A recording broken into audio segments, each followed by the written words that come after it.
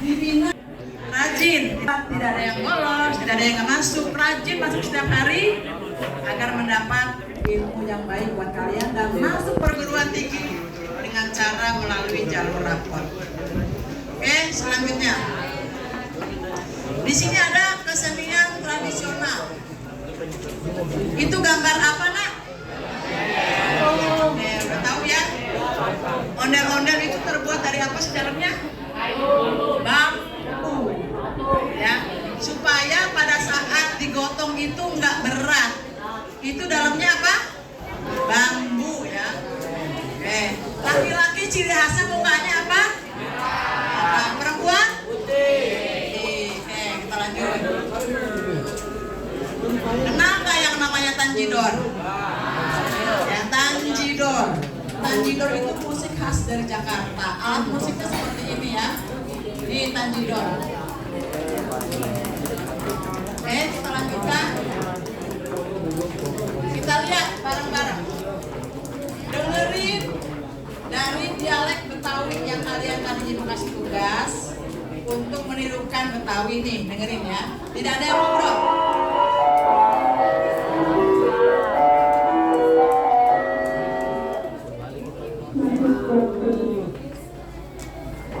Kakak kelas kalian sedang belajar ya. Kalian belajarnya di sini. Kita dengerin bareng-bareng lenong Betawi. Gak ada yang ngobrol. Ibu lihat dari sini yang ngobrol itu center pakai ini ya.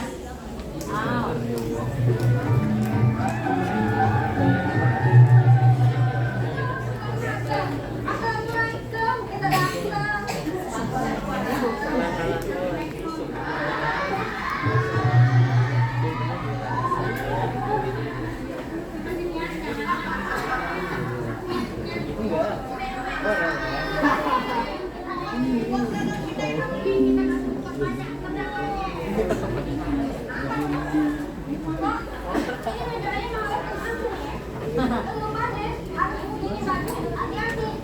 Ini masih gini.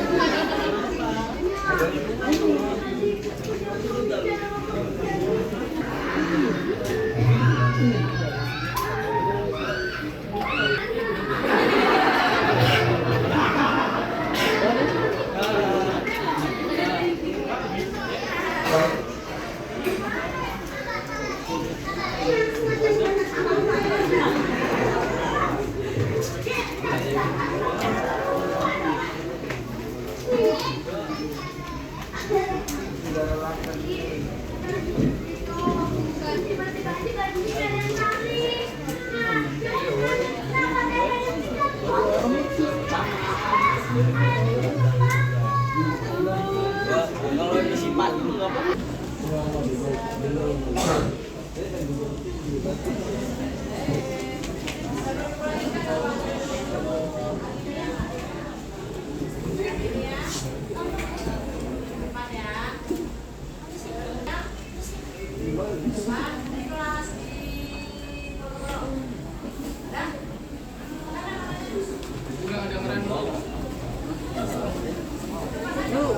Gak apa-apa, depan aja. Muhammad Jaki dari Ponorogo. Muhammad Jaki mana? Maya Ramawati.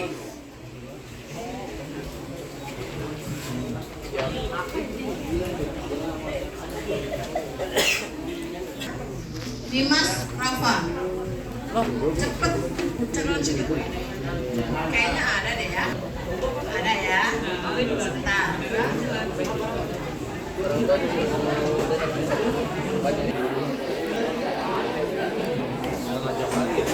Materi selanjutnya apa? Judulnya Dasar Penanggulangan Bencana dan P3K. P3K kepanjangannya apa? Pertolongan pertama pada kecelakaan. Kita buka satu persatu.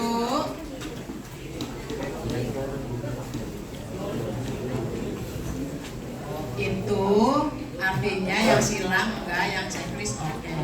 Latar belakangnya sepertinya kalian udah tahu semua tentang kebakaran ya. Ya, tahu semua karena kita waktunya singkat. Kita nanti cara-cara penanggulangannya kebakaran. Kemudian ada penyelenggaraan penanggulangan bencana di Indonesia. Kita next aja. Selanjutnya, sebelum membahas lebih lanjut mengenai penanggulangan bencana alam, mari kita pahami terlebih dahulu pengertian bencana dan kategorinya. Perhatikan, nggak ada yang ngobrol? Widih, ada gurunya. Oke, contoh bencana alam ya. Gempa bumi, terus banjir, terus topan, tanah longsor, kekeringan, tsunami, apalagi yang ada di sini. Apalagi Gunung Merapi, apalagi kekeringan ada, udah. Apalagi kebakaran hutan, oke, apalagi di sini pasti kurang banyak. Tapi kalau kebanyakan nanti dikecil tulisannya, jadi kalian cari sendiri kekurangannya ya. Oke, selanjutnya. Jika terjadi bencana, apa yang harus kita lakukan? Apa? Ayo. Apa yang harus kita lakukan?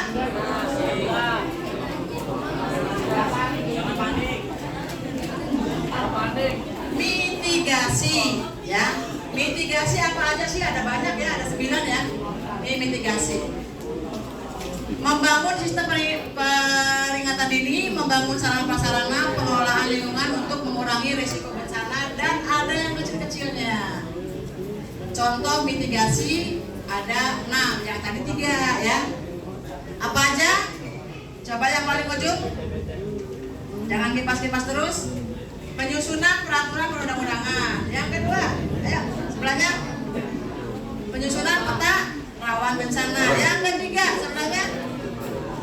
Penyusunan pada risiko bencana. Yang keempat sebelahnya, penyusunan analisis mengenai dampak lingkungan atau AMDAL.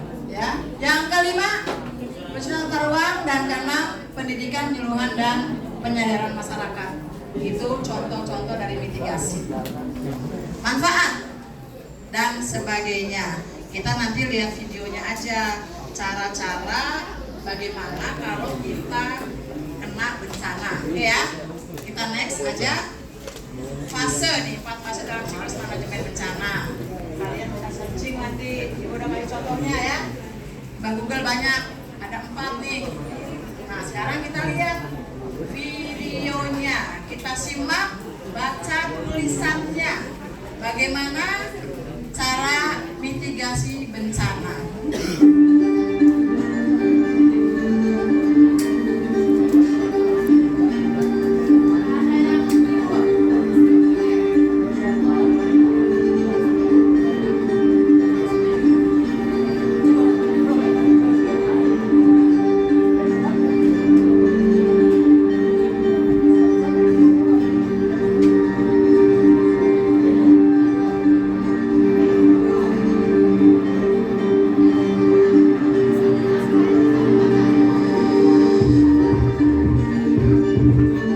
Tulisannya baca ya. Siapkan tas. Kemudian saat terjadi gempa bumi, jika berada di dalam bangunan, berlindung di bawah meja untuk menghindar reruntuhan. Tulisin aja bacanya biar enak.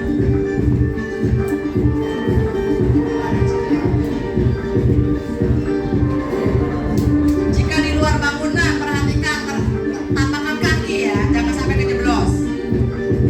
Saat terjadi gempa bumi, jika berada di luar, perhatikan. Semuanya ada di situ. Gak ada yang tidur, gak ada yang ngeder-ngeder.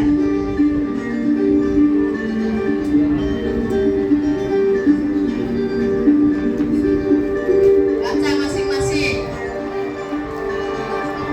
Yang di depan pasti bisa jelas.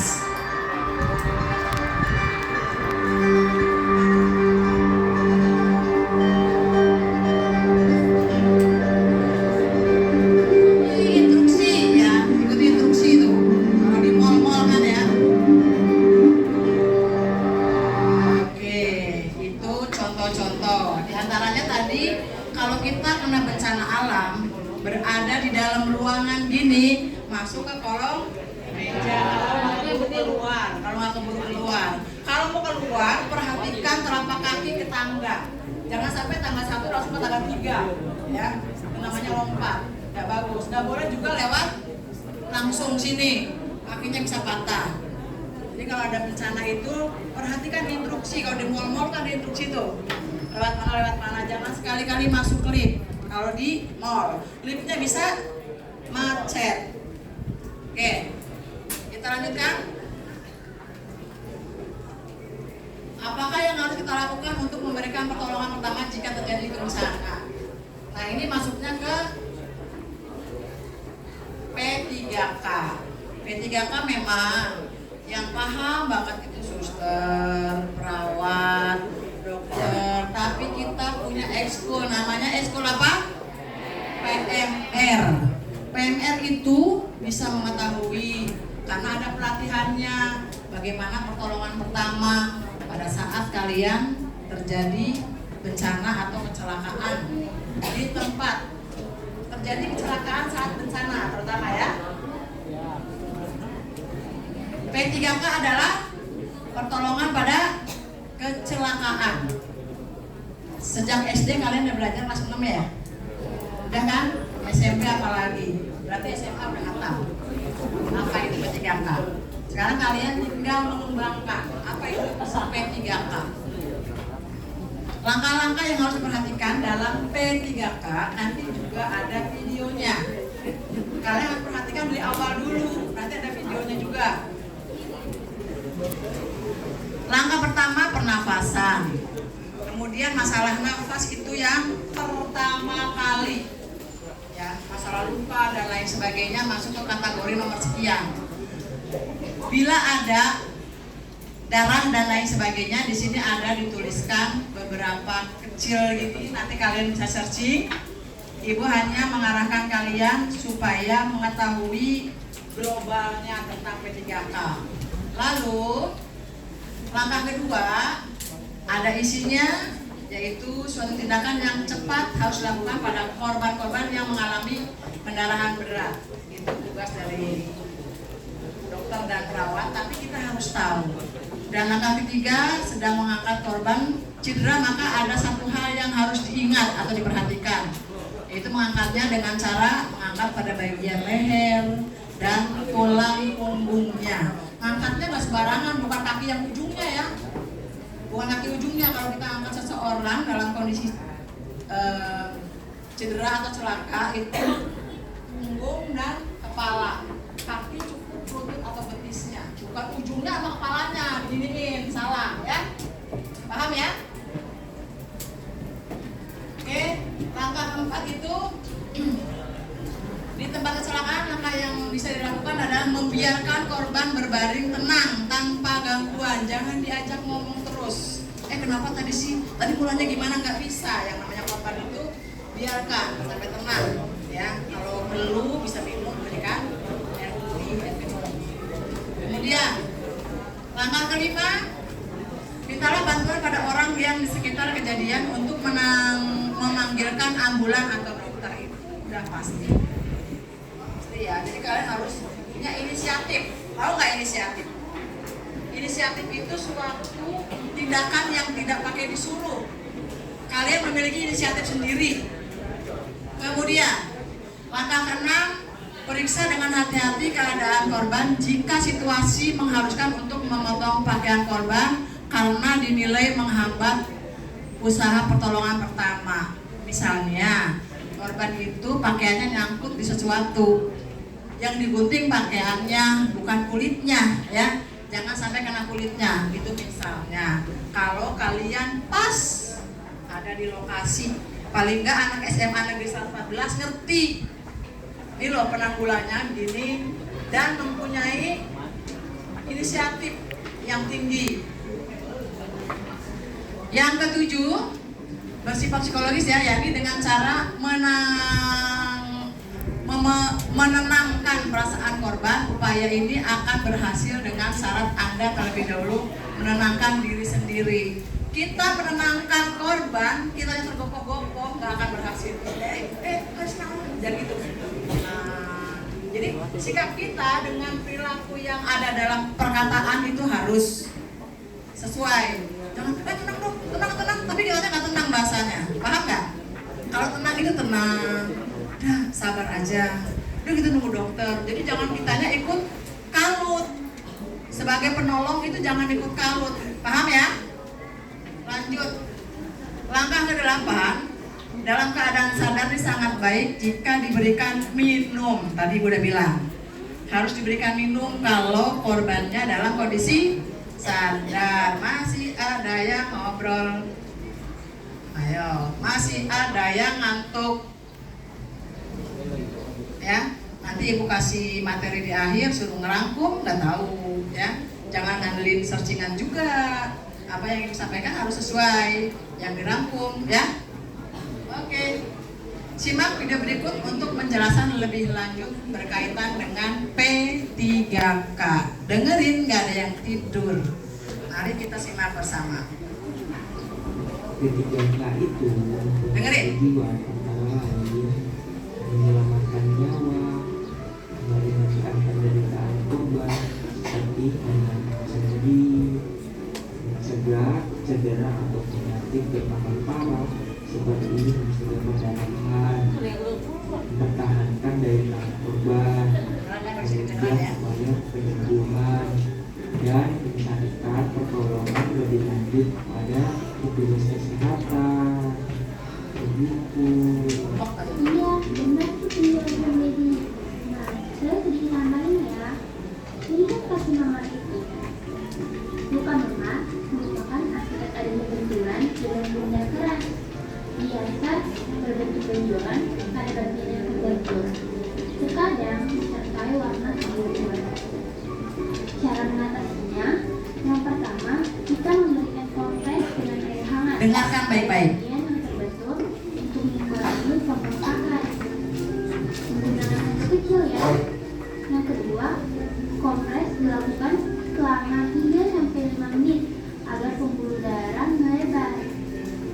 Yang ketiga, kompres diganti dengan kompres air dingin selama 1-2 menit.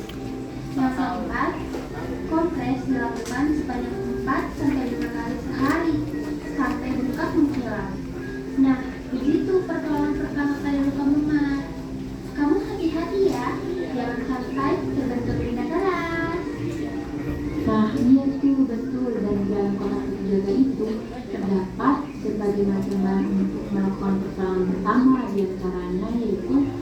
ban, kain kasa steril, emesi, sarung tangan latex, insert, gunting, larutan kopi dan iodin untuk mencetak luka, tisu pembersih bebas alkohol, alat luka bakar, plester luka, obat pereda gatal akibat gigitan serangga atau alergi, dan obat anti nyeri seperti paracetamol. Obat ini juga bisa digunakan sebagai pereda krim.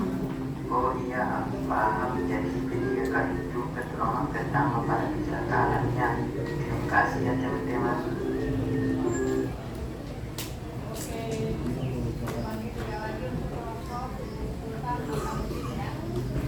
Nurdin Aulia Jahrani, coba berdiri ya langsung ke depan.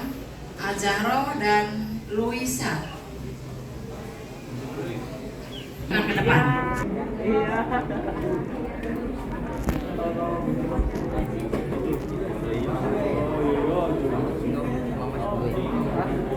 Selesai kan? Oke, kita sudah selesai.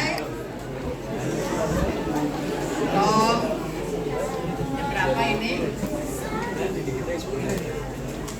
Nah, kita sudah raya lagi. Masih ada waktu. Sudah hafal lagu himne? Sudah hafal lagu Mars? Ayo yang di. Ya misalnya ini Rizky deh ya. Misalnya ini Siti, tapi tanpa melihat depannya, bisa nggak? Sama mana?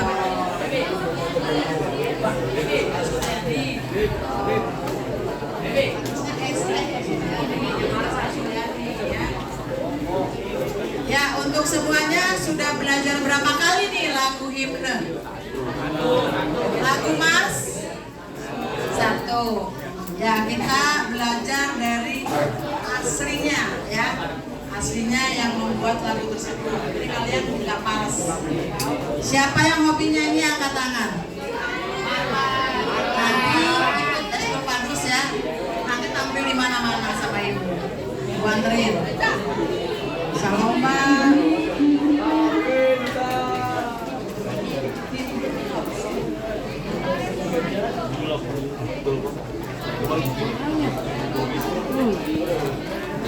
Sayang, apa dulu kakak Raya? Apa dulu? Himne, oke. Himne, perhatikan. Semuanya tangan kanan ada di bahu kiri. Oh ya gitu ya. Tangan kanan ada di bahu kiri. Itu himne ya. Kayak gini himne. Siapa? Tangan kanan ada di bawah kiri. Mulai. Pandangan lurus ke depan. Hayati dari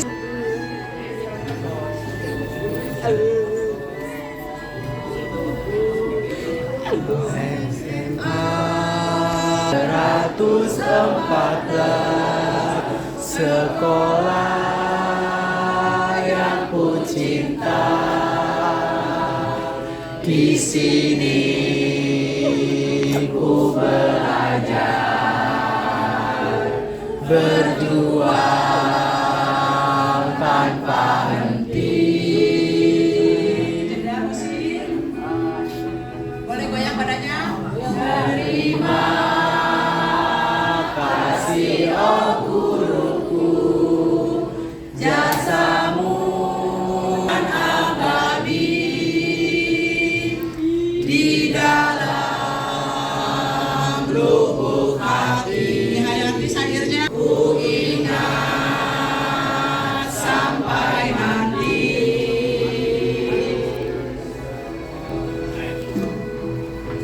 Sekolahku yang ku cintai, terus maju pantang mundur, selalu kreatif dan inovatif, intelektual dan bertakwa. SMA 114 maju. Tepuk tangan untuk kita semua. Enak gak lagunya? Enak ya? Besok kalau udah masuk bisa semua ya lagi kakak marsnya. Bisa semua, harus bisa. Kalau bares, tangannya begini, oke ya? Nah, beres, boleh. Begini, kuat karena mars.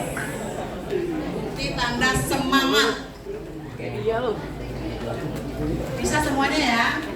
Yang Eko nyanyi, di sini ada kakak. Siapa di belakang nih? Johanna ya? Hah? Iya, ikut nanti yang suka nyanyi ikut kakak. Ya, exco-nya. Ya, satu lagu lagi. Tangannya bagaimana? Beda, yang ini. Kalau berdiri, kakinya begini. Ayo semuanya berdiri. Berdiri semuanya berdiri. Berdiri. Ayo.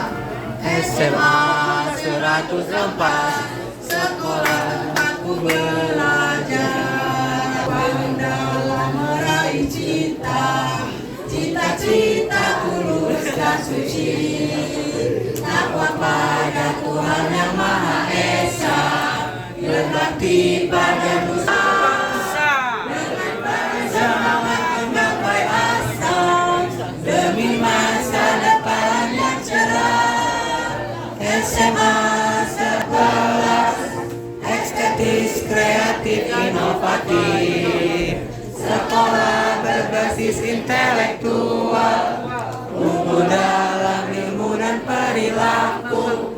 Marilah kita bersama berkarya di SMA kita tercinta, untuk mewujudkan cita-cita di manusia berguna. SMA 114, tempat kita raih prestasi, menjadi mandiri, santun dalam pekerti, belajar dengan senang hati. SMA 114, estetis, kreatif, inovatif. Sekolah berbasis intelektual, unggul dalam ilmu dan perilaku. Ilmu dan perilaku.